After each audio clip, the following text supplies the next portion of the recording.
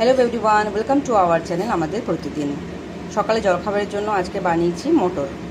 এটা সবুজ মটর, কালকে ভালো করে ভিজিয়ে রেখেছিলাম। আজকে সকালে সেটাকে একটা মিডিয়াম সাইজের আলু দিয়ে সেদ্ধ করে নিয়েছি।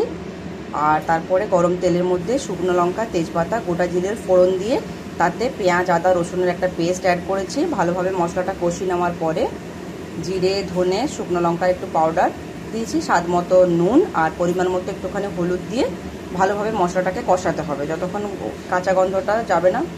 কষানোর পরে একটা বা দুটো টমেটো আমি এখানে একটাই দিয়েছি, চাইলে দুটোও দিতে পারেন।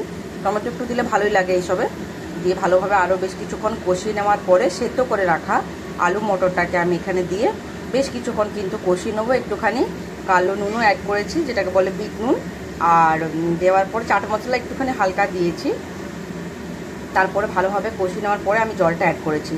যারা একটু পাতলা করে খেতে চান একটু বেশি করে জল দেবেন। আর এটা রুটি দিয়ে ভালো লাগে খেতে, পরোটা দিয়েও ভালো লাগে, মুড়ির সাথে কিন্তু খুব ভালো লাগে।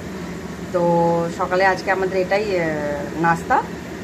আর দুপুরে আজকে যেহেতু নিরামিষ হবে তাই জন্য একটুখানি বেগুন দিয়ে বানাবো, সর্ষে বেগুনের পোস্ত আর আলু করলা ভাজা, আর ডাল বানানো হবে। ভিডিওটি কেমন লাগলো জানাবেন, আর ভালো লাগলে লাইক করবেন, শেয়ার করবেন, আমাদের চ্যানেলকে সাবস্ক্রাইব করে আমাদের পাশে থাকবেন। দেখা হচ্ছে পরের ভিডিওতে, ততক্ষণ সবাইকে বাই।